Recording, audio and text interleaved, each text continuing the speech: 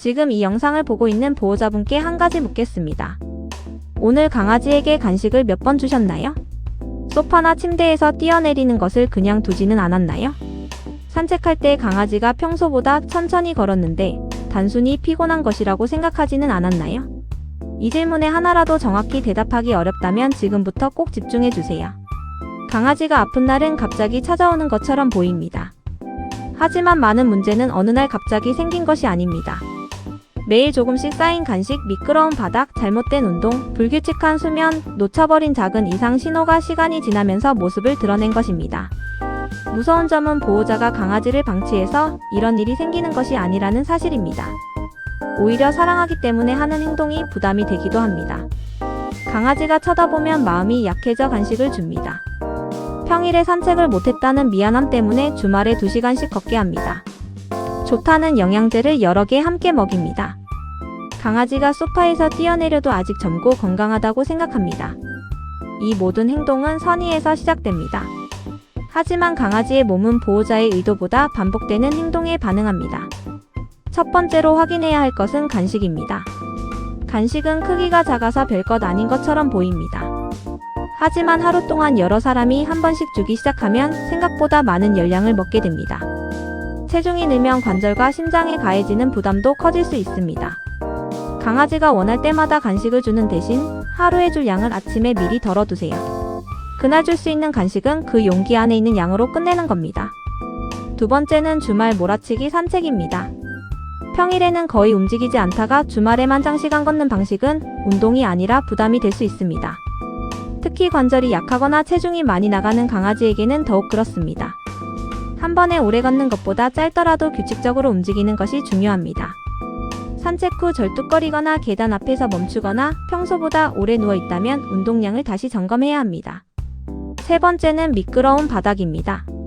강아지가 거실을 달릴 때 다리가 옆으로 벌어지거나 방향을 바꿀 때 미끄러진다면 이미 몸에 부담이 반복되고 있다는 신호입니다. 집 전체를 바꿀 필요는 없습니다. 강아지가 자주 다니는 길, 소파 앞, 침대 주변, 물그릇 주변부터 미끄럼 방지 매트를 설치하세요.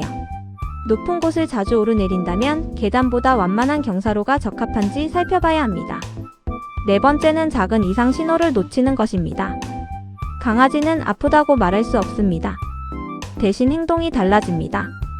밥을 먹는 속도가 느려지고, 물을 마시는 양이 달라지고, 산책 중 자주 멈추고, 잠자는 위치를 바꾸고, 평소보다 보호자를 피하거나 반대로 계속 따라다닐 수 있습니다. 이런 변화가 하루 나타났다가 사라질 수도 있습니다. 그래서 기억에만 의존하면 놓치기 쉽습니다. 매일 식욕 활동량, 배변 상태를 한 줄씩 기록해 보세요. 한 달에 한 번은 같은 조건에서 몸무게도 확인하세요. 기록이 쌓이면 평소와 다른 변화를 훨씬 빨리 발견할 수 있습니다. 다섯 번째는 영양제에 대한 과신입니다. 많이 먹인다고 반드시 더 건강해지는 것은 아닙니다. 기존 질환이나 복용 중인 약에 따라 성분이 맞지 않을 수도 있습니다. 여러 제품을 동시에 시작하면 어떤 성분 때문에 변화가 생겼는지도 알기 어렵습니다. 새로운 보조제를 먹이기 전에는 성분과 급여량을 확인하고 필요하면 수의사와 상의해야 합니다. 여섯 번째는 불규칙한 수면 환경입니다. 사람이 늦게까지 텔레비전을 켜놓고 밤마다 집안의 조명과 소음이 달라지면 강아지도 충분히 쉬기 어렵습니다. 특히 노견에게는 예측 가능한 하루가 중요합니다. 잠자는 위치를 자주 바꾸지 말고 늦은 시간에는 소음과 밝은 조명을 줄여주세요. 밤에 자주 서성이거나 익숙한 장소에서 방향을 잃는 행동이 반복된다면 나이 탓으로만 넘기지 말고 진료를 받아야 합니다. 일곱 번째는 문제가 생긴 후에만 관리하는 습관입니다.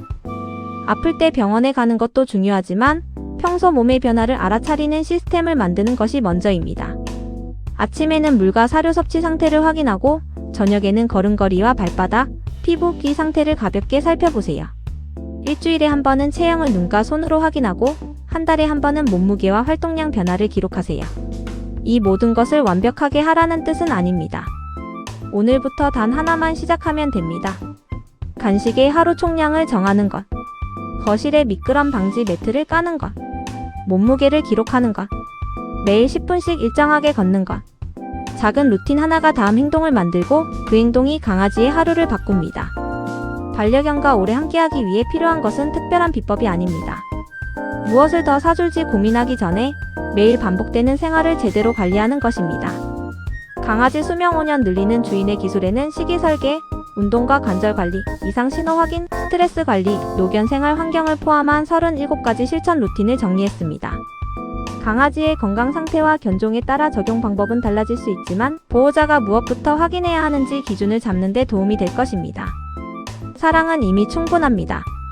이제 그 사랑을 매일 반복할 수 있는 루틴으로 바꿔보세요. 고정 댓글에 책을 확인할 수 있는 링크를 남겨두었습니다. 지금 고정 댓글의 링크를 확인해주세요.